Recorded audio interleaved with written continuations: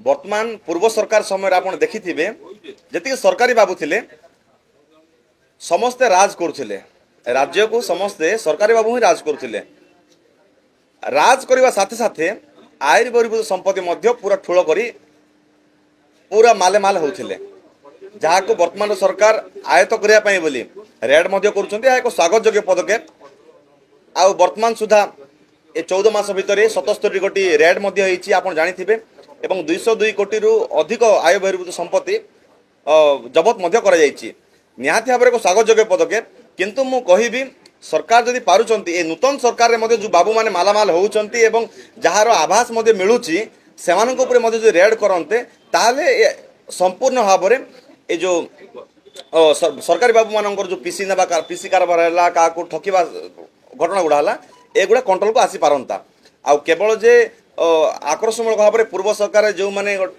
Target point थिले सेमान को target करी जदि तदंत करा जाए ताले समस्ते आसी पारे नहीं अनेक रही जीवे भितरिया तेणु अनेक ऑफिसर अच्छी जो माने दुर्नीतिग्रस्त ऑफिसर अच्छी सेमान को खोजी खोजी बाहर करंतु जहाँ फल साधारण जनता खुशी रे जीवन यापन करने सहित प्रत्येक क्षेत्र में न्याय पाई पारिबे। सरकार गठन ही ओडिशा रे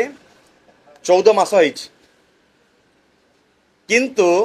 आईन श्रृंखला कथा जदि कहे ओडिशा रे आईन श्रृंखला संपूर्ण भाव में बेलगाम हो जाइछि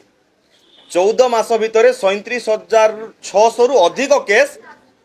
महिला मानकर दायर होइछि से भितर केतेटी तदंत होइछि केतेटी नाही तार कोनोसी सत्यासत्य नाही कोनोसी तदंत मध्य ठीक भाव में हेई नाही। सरकार चाहू ही नांती नारी माननकु सुरक्षा देवा पई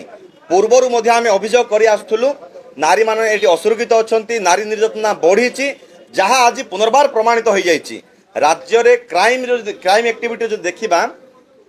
ओडिशार वर्तमान सारा भारत वर्ष भितर 2 नंबर को पहुंची जाइछि। सरकार आसीथिले ओडिशावासी को प्रतिश्रुति देइथिले कि एक विकसित राज्य गठन करिए बोली किंतु गोटे क्राइम युक्त राज्य गठन करिबारे सरकार लागि पड़िछंती। वर्तमान पंजाब 1 नंबर अछि एवं द्वितीय रे जे ओडिशा पहुंचिलानी मुख्यमंत्री विभाग जदि एभली अव्यवस्था आईन श्रृंखला जदि एते विपर्यस्त ताले अन्य विभागीय मंत्री अवस्था आपण माने स्पष्ट जानी पारुथिबे। आपण जानिथिबे आईन श्रृंखला विपर्यस्त हेबार कारण मध्य गोटे प्रमुख कारण रहिछि जहाँ को आमे कहिबा मद कारणरू मध्य पाहापाखि 60-70% क्राइम मद कारणरू होउछि। आ सरकार कहउचंती यार मैराथन करूचंती युवगोष्ठी को प्रोत्साहन देवा पई शिक्षा स्वास्थ्य शिक्षा क्षेत्र में चाकरी क्षेत्र में प्रोत्साहन देवा पई बोली गोटे मंतव्य दउचंती यार खोलुचंती मद दुकान 70टी मद दुकान 3टी मद फैक्ट्री ता सरकार दिमुआ नीति कौन पाई केउ आधार रे लोकन को ठकिया पई चाहउचंती सरकार वर्तमान लोक जानि सारिचंती सरकार कौन करूचंती कौन कौन को जिंस को नै ठकुचंती केमिति पथभ्रष्ट करूचंती युवगोष्ठी को या वर्तमान स्पष्ट बारी हे पड़ुची। आसंता दिन जदि नारी सुरक्षा पाई सरकार एक कठोर आईन आनिबे नहीं जो माने दोषी जो माने आईन विरोधी काम करुचंती सेमानक पई कठोर आईन आनिबे नहीं सेमानक कठोर दंड देबे नहीं एवं मद विरोधी कार्यकलाप जदि करिवे नहीं ताले आसंता दिन रे 1 नंबर हेबा क्राइम रे 1 नंबर हेबा एथिरे आउ कोन संदेह नहीं अति शीघ्र ओडिशा 1 नंबर हे जिवो। तेणु सरकार आ ऊपर गुरुतर सहित कार्यानुष्ठान नियंतु एवं ओडिशावासी को आईन श्रृंखला सठिक भाव में दिंतु नहले आंदोलन तीव्र रूप नब एथिरे कौन संदेह नहीं।